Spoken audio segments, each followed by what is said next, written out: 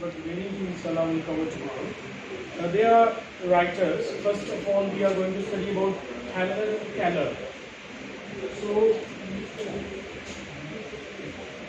she's American.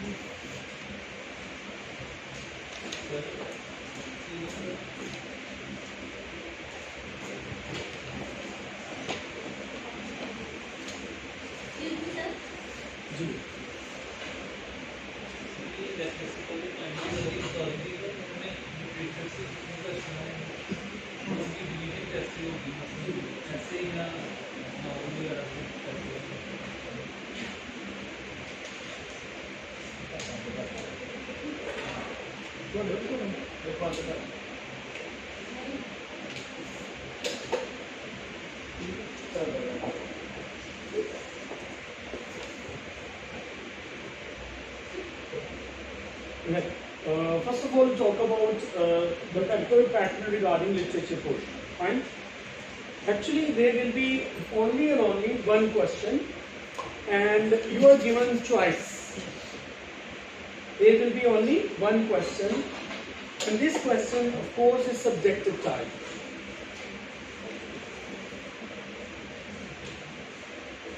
There is no kind of MCQ or short question answers objective. Rather, it's a subjective type. You have to answer in detail for discussing the main ideas related to the question need regarding the specific work of the writer.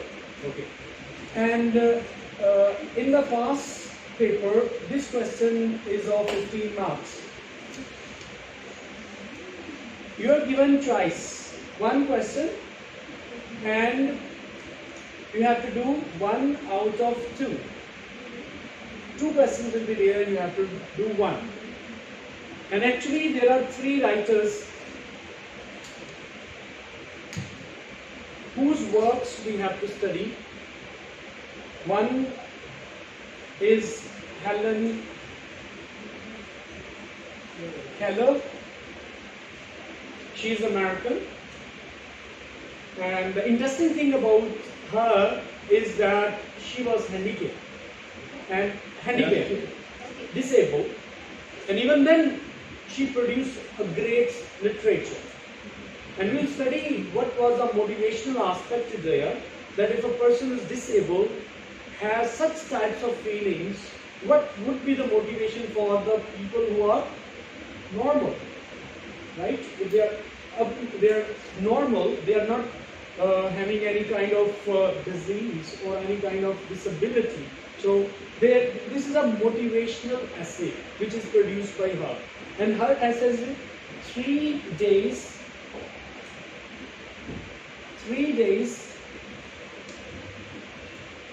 to see. And inshallah we'll study today. There is another writer whose name is Francis Bacon.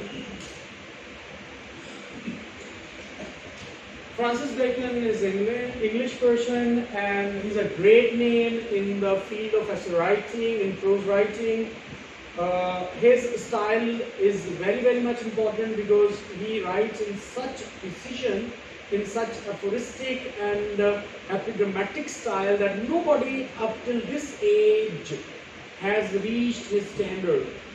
He was from the age of Renaissance, and that age was of 15th century. So it means 500 years are gone, and nobody has reached up to the standard regarding precision, regarding describing the things in aphoristic style full of wise sayings. Many of the sentences which are written in his essay can be quoted as proverbs, can be quoted as examples for the humanity. Wise sayings are there. We have to study his two essays. One is of studies, and the second one is of truth.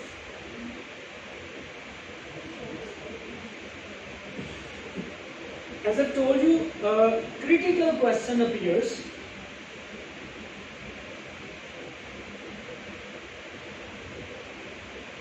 which is based on subjective nature.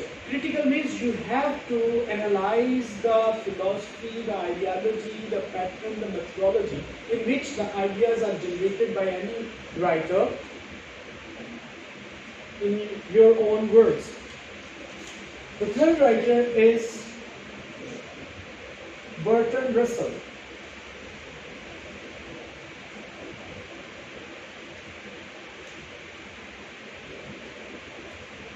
And there are two essays included in it. Keep in mind, there are two questions appearing in the exam and you are given a choice. In literature, of course, we have the choice because it is not compulsory that everybody should read each and every writer according to his interest. Sometimes we are not interested in someone. Okay? Because in literature, we have certain flexibility. Sometimes your mind does not match with any person's ideology. You can skip, you can move the other one. So, this is just a matter of saving time, a matter of selection. We can do two writers, any two. Maybe these two, maybe the first two one. Okay, maybe the first and the third one. Because the choice is there. And when the choice appears, so you should take the advantage of it. And if you pay attention, from examination point of view, you concentrate more on the material and comprehensiveness of the data, then you should choose two of them. But if you are just reading for interest, each and everything, not from examination point of view, just for pleasure at home, that's up to you. And that you can do even after the exams. So from exam point of view, say, you have to concentrate on two of the writers. Okay? You can choose any two of them.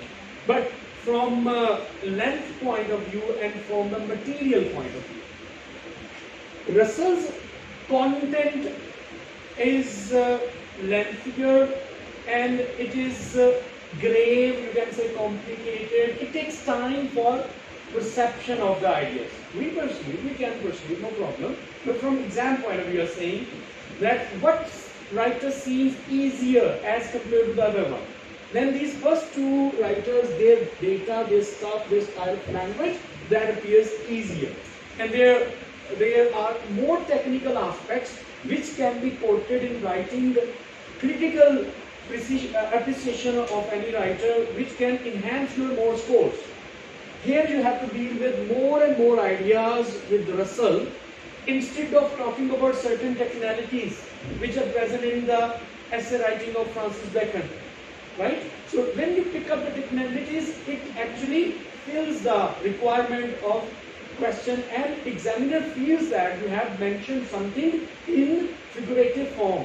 Figurative means which can be counted in figures 1, 2, 3, 4, 5 technical aspects have been mentioned in your question, and you must be given scores.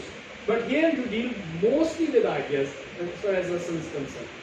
But I will provide you the data for every writer. The first writer which I have chosen, that is Helen Keller, and only one essay is included. अच्छा, Russell के दो essays included. Russell's two essays are included.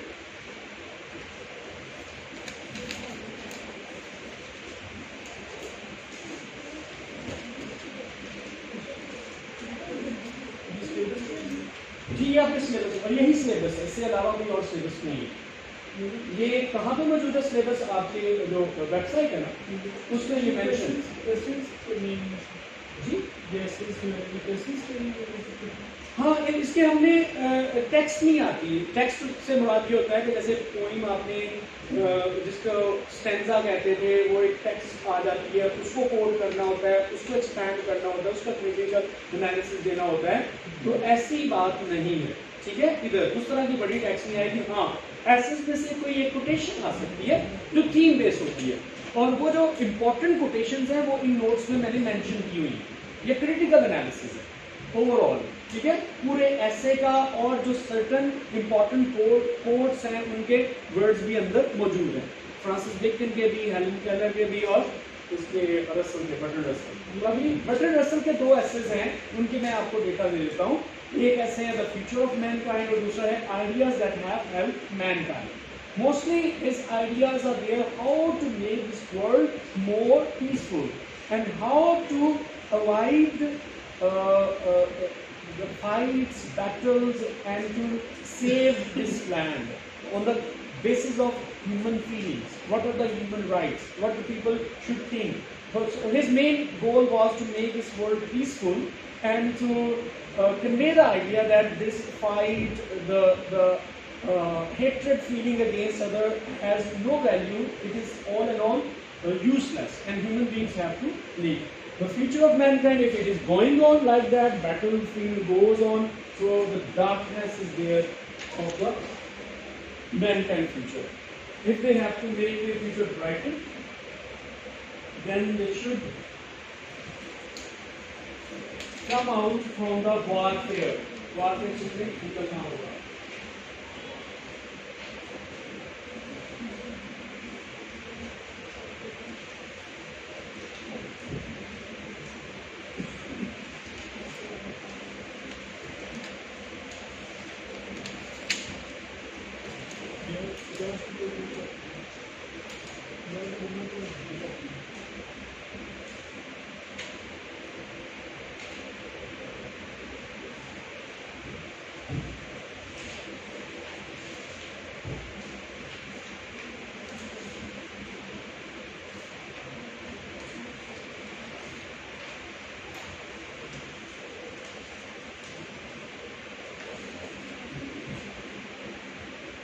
Now the data related to Francis Bacon.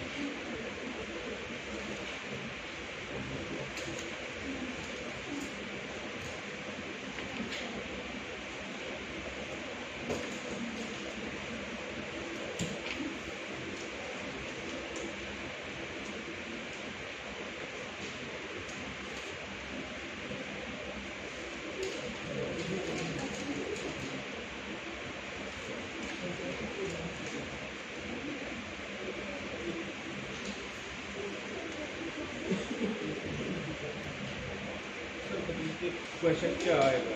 ऐसे लिखना question क्या answer है?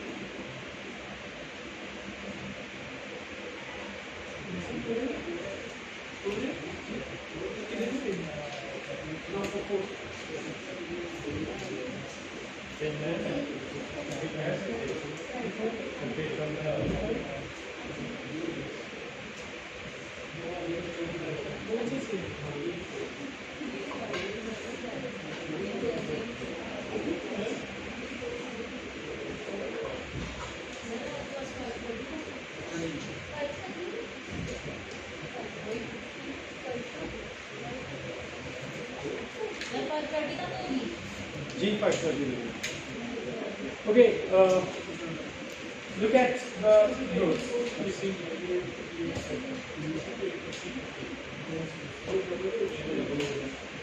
तीन set आपने ये दिया, एक सेट आपने फ्रांसिस बेकन का दिया।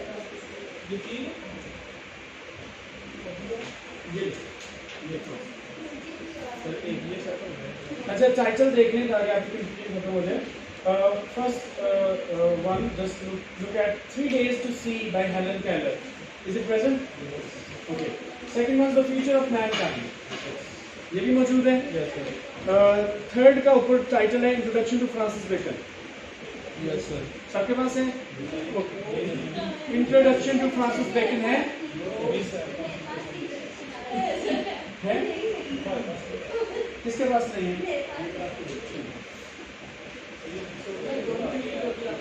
जी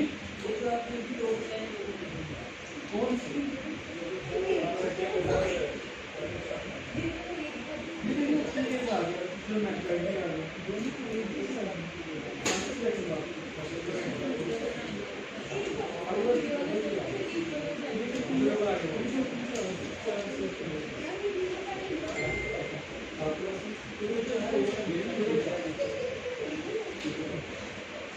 दोबारा देखिए, द फ्यूचर ऑफ मैनकाइंड है सबके पास नोट्स?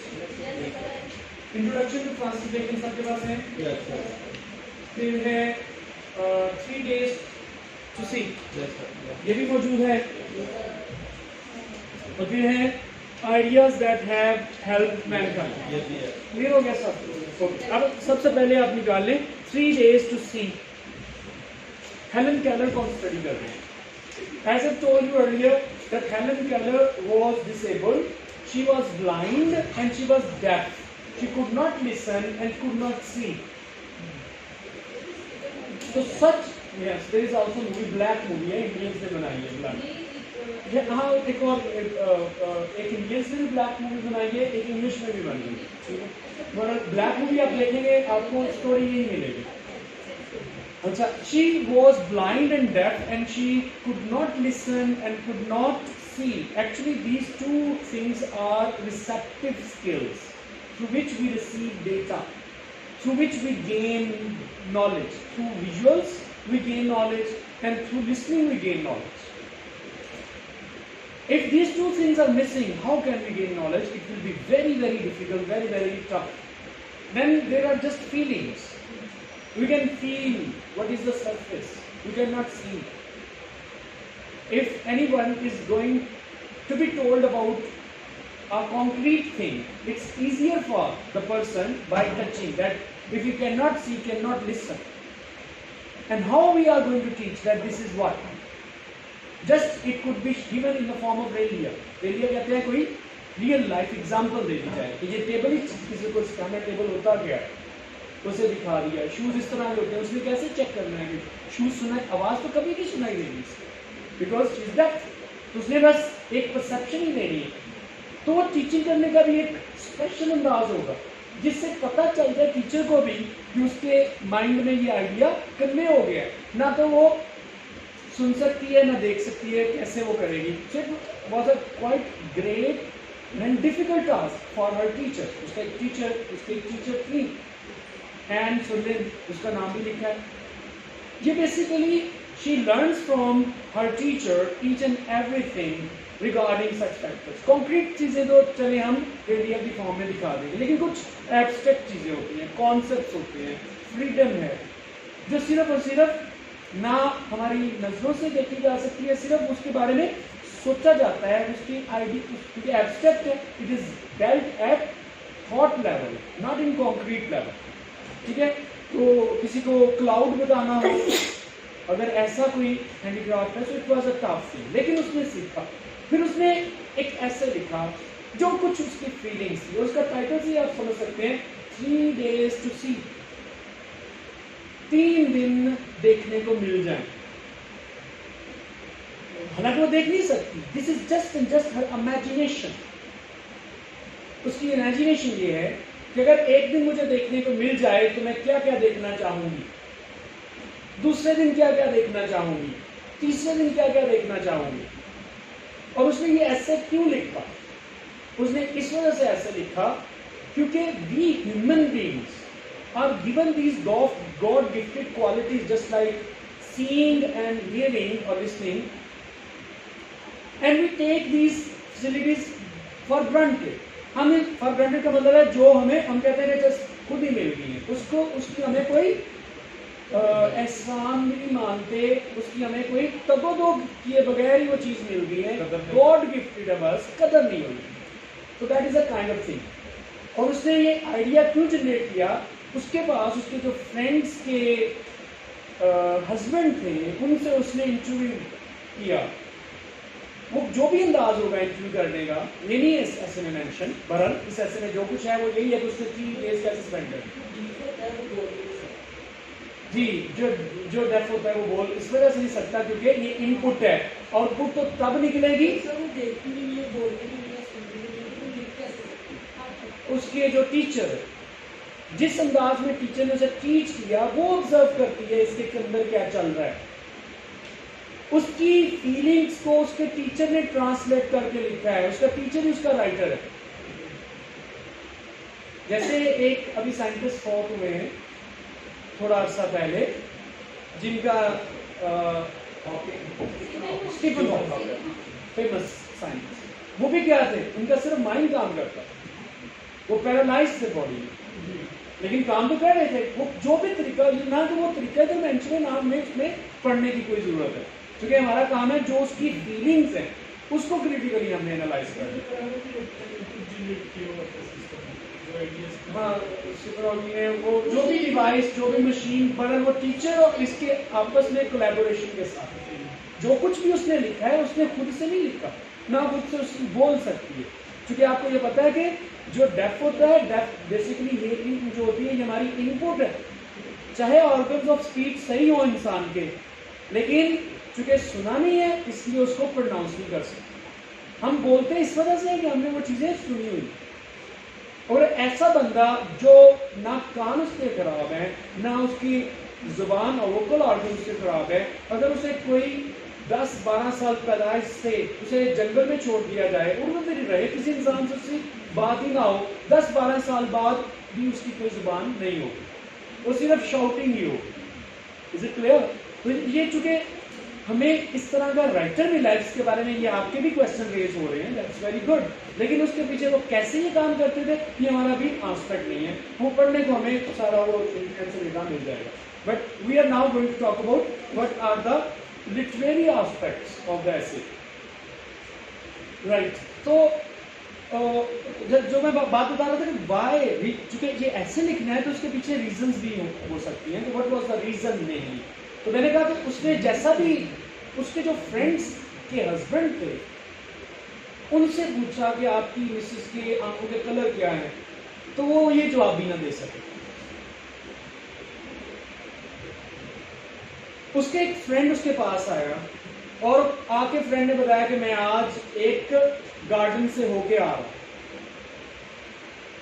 तो उसने पूछा कि क्या क्या देखा गार्डन में, हेलन ने पूछा, और कुछ भी नहीं, कुछ खास नहीं।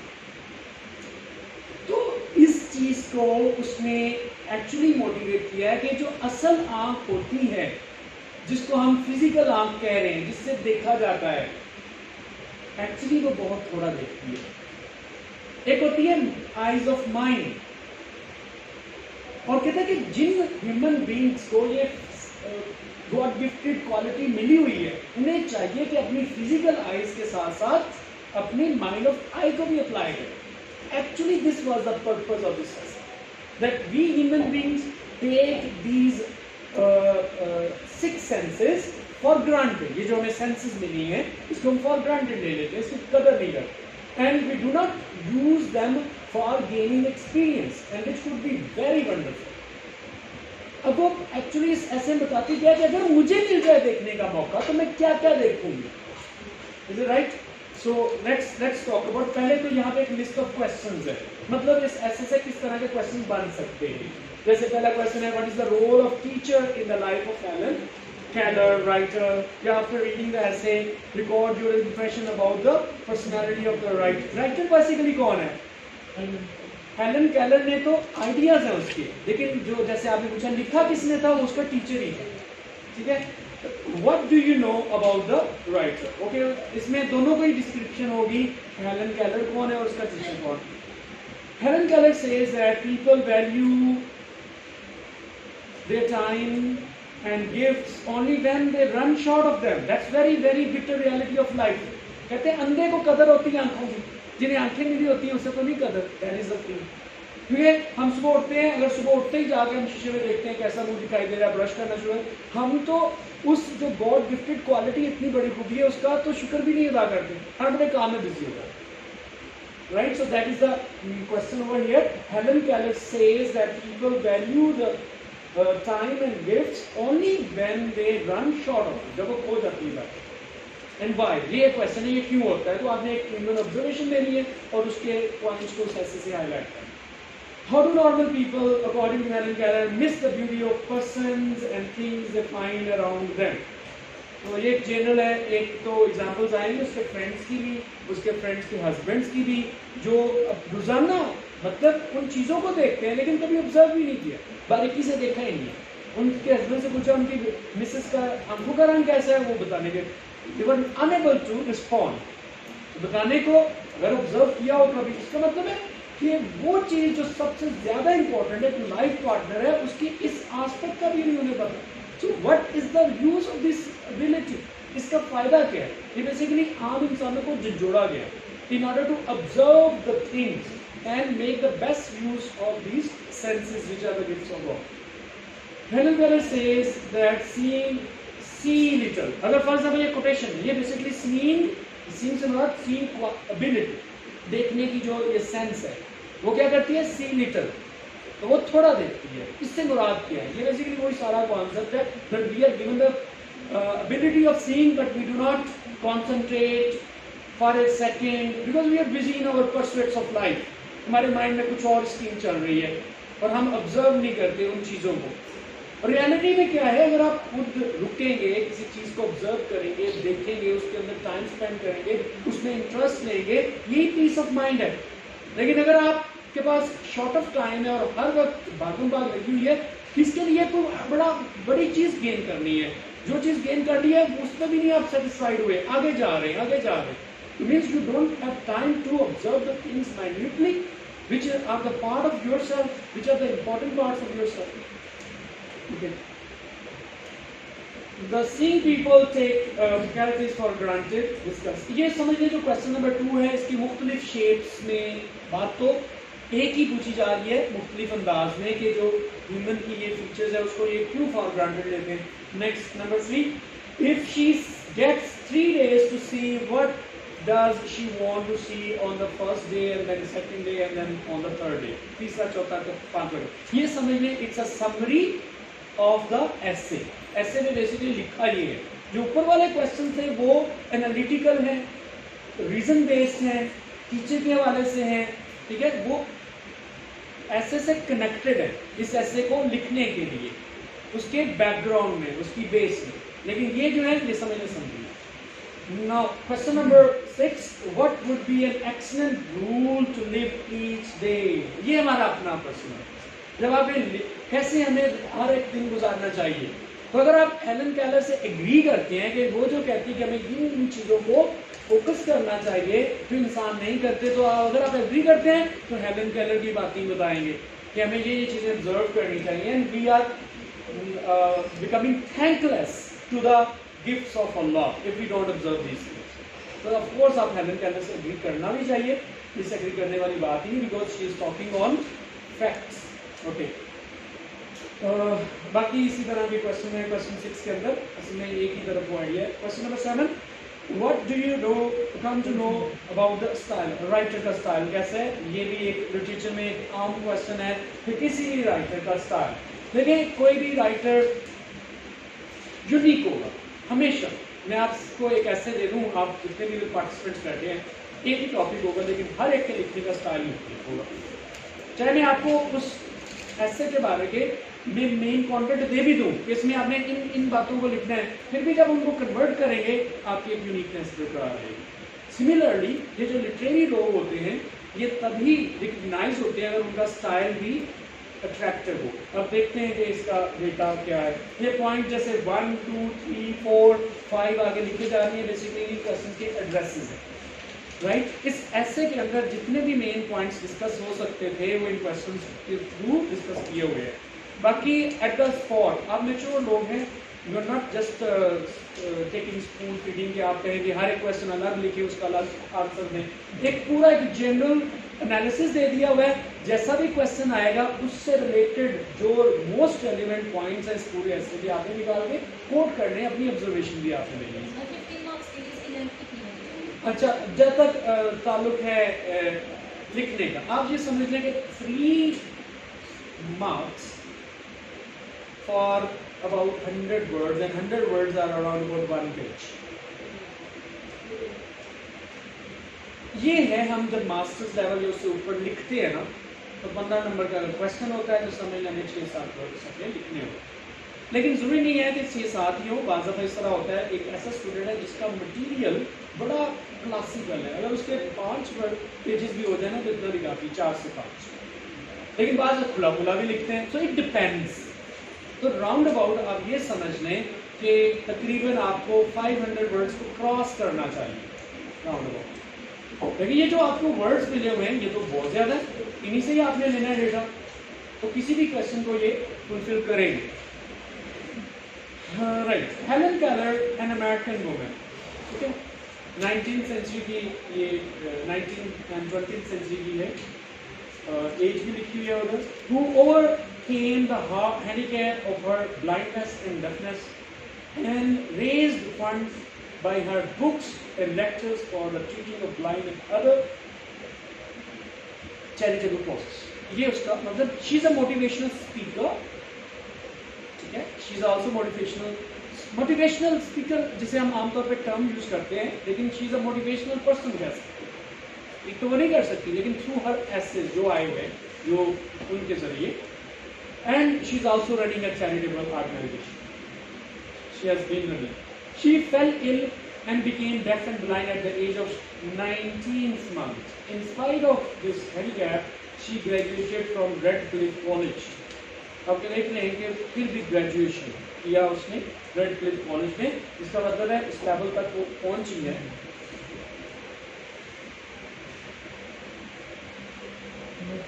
She met the teacher, Mrs. अब उसका नाम भी आप देख रहे हैं, उसका स्पेलिंग अच्छी तरह नोट कर लें ताकि आपको कोट करना पड़े तो स्पेलिंग, जब स्पेलिंग गलत होते हैं ना इस तरह, तो एग्जामिनर और बड़ा अनाय होता है, एंग्री हो जाता है कि आपको किसी राइटर जिनको कोट कर रहे हो, जिनके ऊपर सारा मैटर ऑफ डिस्कशन है, उनके स्पेलिंग तक नहीं आपको आते, तो ये अपने so became her guide and beacon of light for her.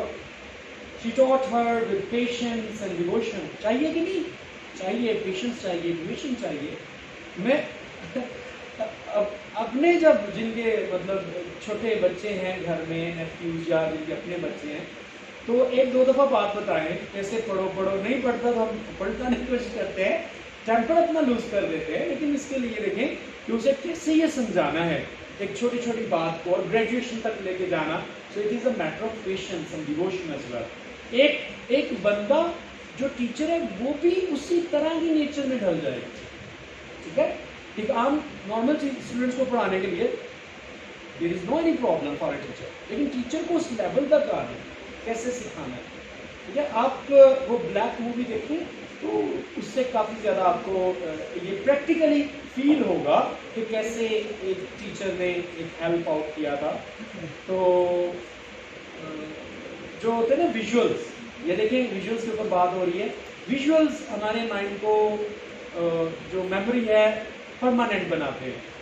मुझे याद है कि मैं अभी 2nd ईयर में था, तो हमारे कॉलेज में हर वीकेंड पे जो हॉस्टल में स्टूडेंट्स रहते थे उनके लिए क्या करते थे, कोई ना कोई एजुकेशनल मूवी वो प्ले करते होते थे। तो मैं अभी 2nd ईयर में था, तो मैंने BA वैसे दिया, मतलब उस वक्त ना BS वगैरह ये नहीं होते थे, तो साइंस स्टूडेंट नहीं हूँ मैं, आर्ट्स का स्टूडेंट। तो मैंने जब BA किया तो जो नॉवल उसमें था the old man and the sea, जिन्होंने BA किया हुआ उन्हें पता है, लेकिन मैंने वो 2nd ईयर में वो मूवी देख ली थी। लेकिन जब वो ग्रेजुएशन में BA नॉवल पढ़ने की जब बात आई तो बहुत सारी चीज़ें उस मूवी को देखने के साथ साथ ही दिन में बैठी हुई, तो that was not a problem for me. तो अगर आप उस तरह की फीलिंग्स अडॉप्ट करना चाहते हैं विजुअल्स के साथ आपके माइंड में ज़्यादा बैठ, but this capacity was not there with Helen Keller.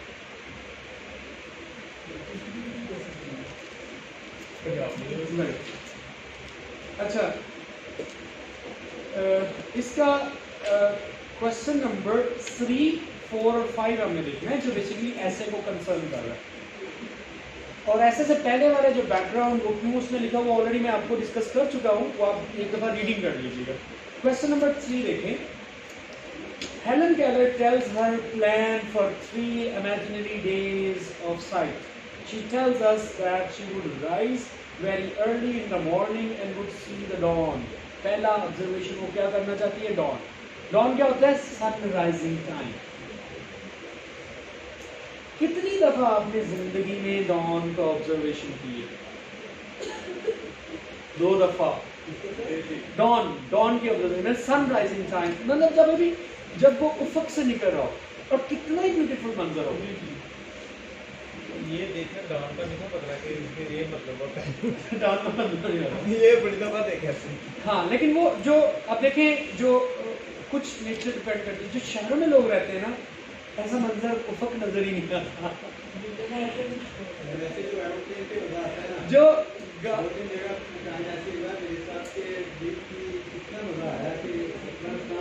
yes, that is really amazing, and you feel like you are the part of nature. आप समझते हो कि मैं भी एक नेचुरल चीज हूँ और ये मेरे लिए ही बना है. This is the gift of God. लेकिन उसके पास ये एबिलिटी नहीं थी, लेकिन उसे डॉन का पता है. ये टीचर ने सिखाया होगा ना डॉन क्या होता है, सन क्या होता है. ना उसने कभी देखा, ना सुना, ना बोल के उसने समझाना है, लेकिन हम उसकी ऐसे की बारीकियों से समझ सकते हैं कि how in depth she improved her knowledge about those aspects which are abstract as well. Okay, तो क्या कहती है? अच्छा, पहला दिन है ना वो, और मैं आपको बता देता हूँ. वो कहती है जो डेली लाइफ की चीजें है ना, कि वो एक तो डॉट को ऑब्जर्व करेगी, फिर अपने टीचर का चेहरा देखना चाहती है. वो कहती है मैं उस बंदे को देखूंगी जिसकी ब्लेसिंग की वजह से ये सारा नॉलेज मेरे अंदर है. उसके चेहरे को ऑब्जर्व करना चाहती है. ये समझ में उसकी विश भी है, डिजायर भी है. कर नहीं सकती, लेकिन इमेजिनरी वो फील कर रही है कि मेरे टीचर का चेहरा क्या होगा. और this is a regard to teacher which is kind of tribute she is paying. तो आगे बढ़ के लिखा हुआ है she would see the miracles of coming of the day from night. तो वही डाउन ही है कि डे कैसे चढ़ता है, through breaking of day. Then she would like to see her teacher Mrs Anne Sullivan's face for a long time. लेकिन देखना, फिर देखना और ऑब्जर्व करना. ये लॉन्ग टाइम का ये बेसिकली मकसद ही इसका ये है कि we human beings we pass the things and go on. जैसे हस्बैंड को अपनी वाइफ के आंखों के कलर का तक नहीं पता, लेकिन she wants to observe everything. इसमें ऑब्जॉर्वेशन की बात, वास्टनेस की बात है, लॉन्ग टाइम की बात. और 3 दिन से ज्यादा देखना नहीं चाहती. कहती है कि अगर 3 दिन से ज्यादा मुझे देखना मिलेगा मैं भी दूसरे लोगों की तरह हो जाऊं. तो जो मेंटल माइंड की आई है, आई ऑफ माइंड है, मेंटल आई है, उससे ये किसकी तरफ चली जाएगी? फिजिकल आई जो सीइंग लिटिल सी, सीइंग लिटिल सी, बहुत थोड़ा देख. तो बेसिकली इसकी ख्वाहिश भी 3 डेज, ओनली 3 डेज. राइट, तो उसका चेहरा देखना चाहिए. Long time to observe each and every speck on the face. She had been her great benefactor. उसकी वजह यह है कि बेनिफैक्टर ऑलरेडी हमने डिस्कस कर लिया. Then she would see the trifles of her house. घर की सारी चीजें देख, घर में क्या पड़ा हुआ है, सोफे पड़े हुए हैं, ये कमरा कैसा है, इसका क्या डिजाइनिंग है. ट्रिफल्स स्मॉल ऑर्डिनरी लिटिल छोटी छोटी चीजें रोजमर्रा की चीजें. That convert a house into home. कि कैसे ये हाउस वैसे क्या, हाउस और होम में फर्क क्या होता है? जब हम इंसान रहते हैं वो होम बन जाता है, और वैसे जो बिल्डिंग है वो हाउस ही है. Home is with family.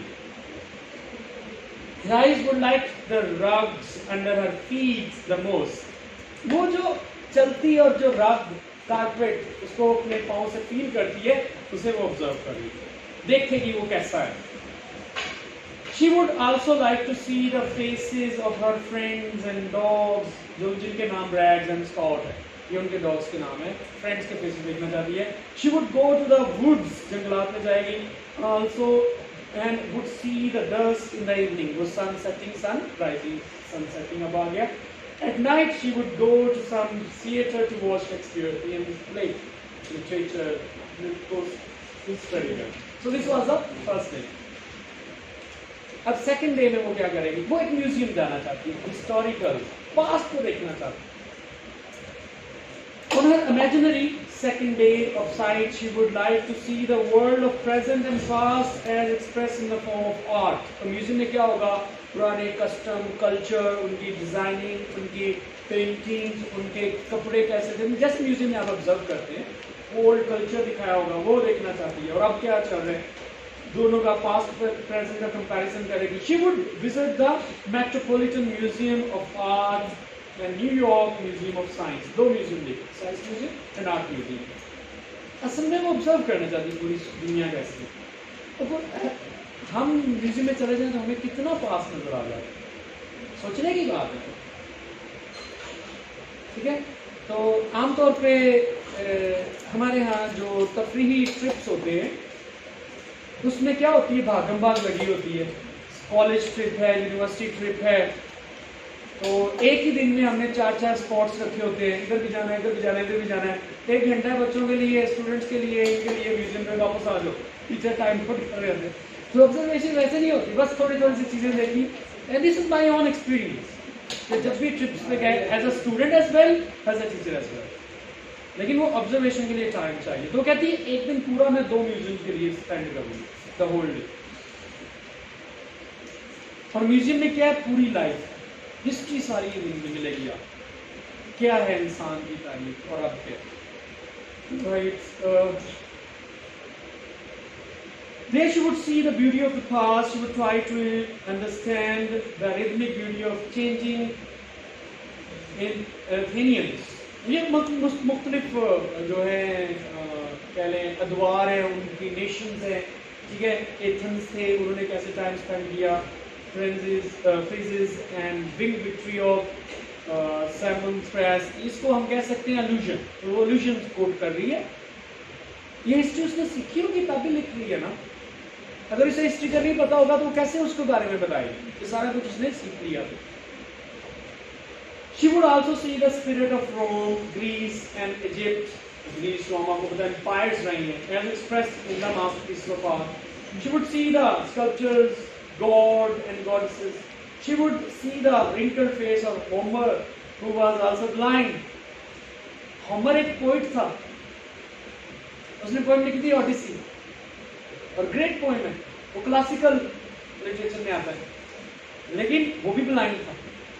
Paradise lost, आपने पोएम का नाम सुना होगा, बहुत मशहूर पोएम है। सैटर्न की और इंसान की, एटम उसमें बताया गया, और सैटर्न जब पैराडाइज लॉस्ट, अल्लाह ने सैटर्न को भेज दिया, और सैटर्न ने क्या अज़म किया था कि कैसे मैं इंसान को बदलाऊंगा, वो सारी चीज़ें उसमें है। वो जो कुछ क्रिश्चियन पॉइंट ऑफ व्यू से दिया हुआ है वो सारा उस पोएम में है, लेकिन उसका पोएट भी ब्लाइंड, पैराडाइज लॉस्ट, लेकिन उसने ऑब्जर्व सारा किया हुआ, लेकिन वो बोलना जानता था, सुनना जानता था। ये तो एक्सेप्शनल केस है American कैलर।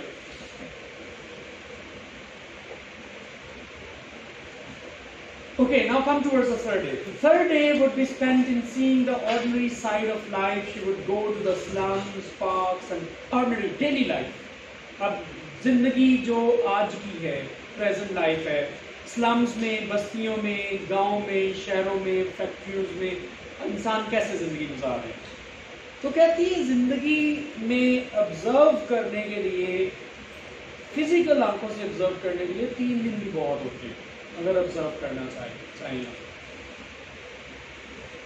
The third day would be spent in seeing the ordinary side of life. She would go to the slums, parks and factories. She would begin her visit from the suburbs of her residence.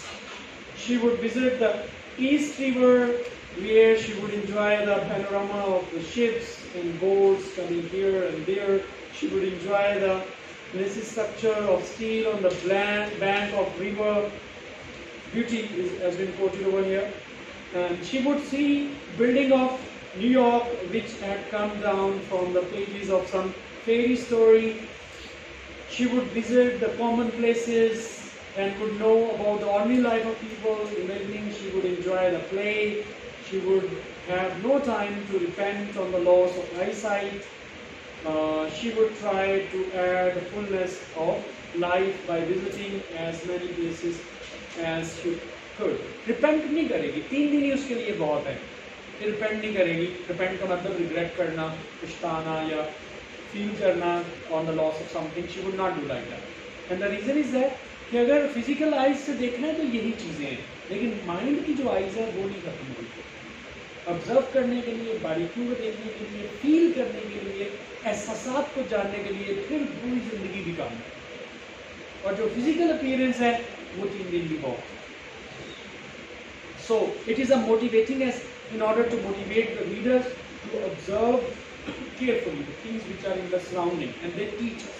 We are full of our experience.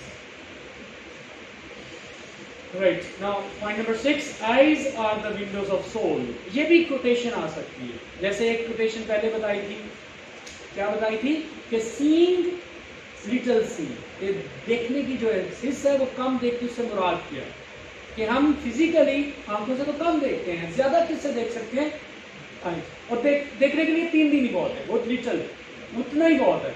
लेकिन observe करने के लिए और feel करने के लिए फिर ये जिंदगी भी बहुत थोड़ी है। अब यहाँ पे क्या फर्स्ट पहली थी, सीइंग लिटल सी, सीइंग लिटल सी, सीइंग से मुराद द कैपेसिटी ऑफ सीइंग, और लिटल सी कि ये जो देखने की इससे कम देखती, तो ज्यादा क्या देखता है, ये वाली सीइंग नहीं, फिजिकली नहीं, आई ऑफ माइंड, वो ज्यादा ऑब्जर्व। ये और उसके पीछे इसके 3 डेज भी आ सकते हैं, और उसके पीछे उसकी ऑब्जर्वेशन भी है। आम लोग करते क्या है, पार्क से आया दोस्त और कहा कि क्या देखा है, बस कुछ खास नहीं, लेकिन देखने के लिए घास के एक जो पत्ता उगा हुआ था उसको ऑब्जर्व करने के लिए, और अपना लिंक नीचे से बनाने के लिए और खुदा से बनाने के लिए, और उसके ऊपर कंटेम्पलेट करने के लिए लंबे अरसे के लिए, वो एक पत्ता भी बहुत, ठीक है। तो पार्क में तो बहुत सारी और चीजें भी होगी, परिंदा है उसको कैसे खाना तलाश करता होगा, कैसे उसका ये रंग बना हुआ है, गॉड ने ये जो अल्लाह ने ये क्रिएट किया है, तो ऑब्जर्व करने के लिए बहुत है। राइट, अब कौन सी क्वेश्चन है नंबर 6 पे जो आ रही है, eyes are the windows of the soul, eyes are the windows of soul. ये जो आंखें, ये बेसिकली हमारी आईज की विंडो है, जैसे हम खिड़की खोलते हैं और ऑब्जर्व करते हैं, लेकिन ऑब्जर्व तो करो, आंखों से फायदा क्यों नहीं उठाते, ठीक है, बारीकियों को देखते क्यों नहीं है, why don't you become meticulous to observe the things minutely. So eyes are the windows of the soul. Our mind and soul is affected and influenced by what our see. The vision imprints an impression on our mind and soul. So ये जो eyes का connection mind से बनाओ, not just physically observing something, rather creating its message towards the mind and then to soul. और यही पहचान इंसान का मकसद क्या है, इंसान इस दुनिया में क्यों बना हुआ है, बनाया गया है, उसे क्या इस दुनिया में करना है, तो ये सारा कुछ ऑब्जर्व करने से आएगा। इससे क्या आएगा, आपकी ज़िंदगी में बैलेंस आएगा, पोस्चर आएगा, सेटिस्फैक्शन आएगी, पीस आएगा। वरना क्या है, इम्बैलेंस है, डिसऑर्डर है, अनसर्टेनिटी है, रेस्टलेसनेस है। चीज़ों को ऑब्जर्व करो और उतना ही काफ़ी है एक दिन, तो ज़्यादा इकट्ठा करके उसमें कोई चीज़ पते की लेनी भी नहीं है, बस दौड़ लगाई, बाग में गए, पार्क में, गार्डन में, वापस आ गए, ठीक है। फिजिकली बस एक एक्सरसाइज की, जो चीज़ें ऑब्जर्व करने वाली थी वो नहीं देखी, तो माइंड और सोल की सेटिस्फैक्शन नहीं हो सकती। तो ये पूरा पॉइंट नंबर 6 में यही बात है। नेक्स्ट नंबर 7, लास्ट पॉइंट है, although Keller occasionally lapses into emotional। अच्छा, इसका एक ये लास्ट वाला क्वेश्चन आपको पता है ना, उसके स्टाइल के बारे में बताना था हमने, उसका राइटिंग स्टाइल क्या है, इमोशनल, वो इमोशनल हो जाते हैं, ठीक है। फीलिंग्स जारी बात है, वो कह लें नेचुरली, चूँकि जिस चीज़ की वांट होती है, कमी होती है, लैक होती है, हम उसी को ही ज़्यादा गेन करने की कोशिश करते हैं। उसके पास किस चीज़ की वांट है, किस चीज़ की कमी है, फीलिंग्स की, वो एक जो सेंसेस दी हुई है, लेकिन वो वाली फीलिंग्स नहीं जो माइंड से हम फील करते हैं, सेंसेस, लेकिन इस वजह से वो फील ज़्यादा करती है। और ये मेरा अपना एक कह लें एक ओपिनियन कह सकते हैं, आप रिजेक्ट, आप डिसएग्री भी कर सकते हैं, इससे रिजेक्ट करना नहीं कर सके, लेकिन मैंने देखा है अपनी लाइफ में ऐसे लोग जिनकी किसी न किसी सेंस की कमी होती है, तो बाय गॉड, अल्लाह की तरफ से किसी दूसरी स्किल में वो सेंस में वो ज़्यादा शार्प होते हैं आम लोगों से। मैंने देखा है जो लोग ये बोल नहीं सकते उनकी लॉजिकल सेंस ज़्यादा इंप्रूव हुई होती है। मतलब एक जगह से कहीं डिसऑर्डर हुआ है तो डिसऑर्डर का मतलब ये नहीं होता कि खराब ही होना है। डिसऑर्डर का मतलब है कि कोई चीज़ और जो सेंस है हो सकता है ज़्यादा इंप्रूव फॉर्म पे हो जो आम नॉर्मल इंसानों से ज़्यादा होती है। और ऐसा दिस इज माई आप इस राय से इमेजिनेशन ज़्यादा स्ट्रॉन्ग हो सकती है, मतलब उस स्मेल से ज़्यादा फील कर सकते हैं। ठीक है, so just like that. So that is the thing, like she lapses into emotional passage. Her writing style is generally formal. ज़्यादा formal है, कभी-कभी वो emotional होती है। Formal से उन्होंने क्या माना, standard maintain रखती है। It is reminiscent of the lofty language of Greek writers. तो ग्रीक राइटर्स को कोट करना ये लिटरेरी एक फीचर है जिसको कहते हैं हम allusion, ALLUSION। तो ये एक राइटिंग स्टाइल होता है कि अगर रेफरेंसेस ग्रीक के या किसी भी चीज़ के कोट किए जाए, जैसे हमें पता है उसके कोट किए थे, म्यूजियम्स के नेम भी कोट किए और एम्पायर्स के नेम भी कोट किए। उसमें simile and tones of religious text भी है। क्यों रिलीजियस टेक्स्ट है? She creates connection with God of human being. Soul का जहाँ पे जिक्र आता है वो बेसिकली एग्जाम्पल है to create human connection with God. इसके बारे में एल्यूजन के बारे में पूछ रहे हैं जी। ये जो सेकंड लाइन है ना, it is reminiscent idea, thought, imagination of the Lofty language of Greek writer. Lofty कहते हैं शहाना किस्म की लैंग्वेज। लॉफ्ट एक ब्यूटी ऑफ वर्ड्स, जैसे अगर कहते हैं ना कि मदर ऑफ मैन काइंड, ये क्या है? Lofty language. इसके बजाय कहेंगे, अगर कहें ईव हजरत हवा, उनकी जगह पे हम क्या कहेंगे? The mother of man kind. तो उसी ईव को हमने कह दिया the mother of man kind. तो ये कौन सी लैंग्वेज बन गई? लॉफ्टी लैंग्वेज, जिसमें आप फ्रेजेस डालते हैं, लैंग्वेज को ब्यूटीफाई करते हैं। तो इसकी लैंग्वेज की, इसकी जो राइटिंग की ये खूबी है। अच्छा, और इसके स्टाइल में क्या आता है? सिमिलीज है। सिमिली किसे कहते हैं? लाइक, एज के जरिए आप कंपैरिजन करते हैं। Simile is used for comparison. And tones of religious text. Religious text में पता चल रहा है सोल का जहाँ पे जिक्र आ रहा है, रिलीजियस टेक्स्ट भी है। She was a gifted woman who had exceptional writing ability. She utilized simplistic style to correspond with all. अच्छा, आपने सारी उसकी बातों से अंदाजा लगा लिया है। ये कोई हमें उस दुनिया में नहीं लेके जाती जिस तरह इंसान उसको पढ़ के कहीं बड़ी फिलोसॉफिकल बातें की है। एक आम बंदे की समझने के लिए नहीं बल्कि उसने क्या दिया है? एक आम बंदे को समझाने के लिए स्टाइल सिंपलिस्टिक रखा है, लैंग्वेज ऐसी रखी है कि आम समझ ले, और वो डेटा दिया है जो हर एक इंसान की जिंदगी का हिस्सा। इस तरह नहीं है कि जैसे रसल लिख रहा है एक फिलोसॉफिकल आर्टिकल्स, जो आप आइडियाज पढ़ते हुए आपको एक ऑर्डिनरी, एक कॉमन लाइफ से परे हट के फिलोसॉफिकल वर्ल्ड में जाना पड़ता। So we got that quality. तो जब रसल के स्टाइल ऑफ राइटिंग की बात करेंगे तो उसे फिलोसॉफिकल स्टाइल कहेंगे, प्रोफाइंड स्टाइल कहेंगे, तो वो उसके फीचर्स हैं। She wrote to inspire people and to help disabled people achieve their goals. तो ये मकसद है क्यों उसने लिखा, इसका इंस्पायरेशन मकसद है। She was full of many types of dictionaries, syntactic devices, patterns of imagery to exemplify her life chronicle. Keller used a simple tone with verb expressions and descriptions. Right. अच्छा, ओवरऑल ऐसे की यही चीज़ें। अगला जो हिस्सा जो क्रिटिकल एनालिसिस है, बातें यही हैं लेकिन उसके अंदर कुछ रेफरेंसेस ऐसे के कोटेशंस डाली हुई, ठीक है, उनको आपने रीड कर लेना अपनी तरफ से। वो चीज़ नहीं अगर क्लियर होगी तो you can ask me tomorrow. कल हम इंशाल्लाह फ्रांसिस बेकन को पढ़ेंगे, ठीक है। तो now we are gonna stop it. नहीं, मेरी बात सुने, स्टॉप हो गए। गैलर जो है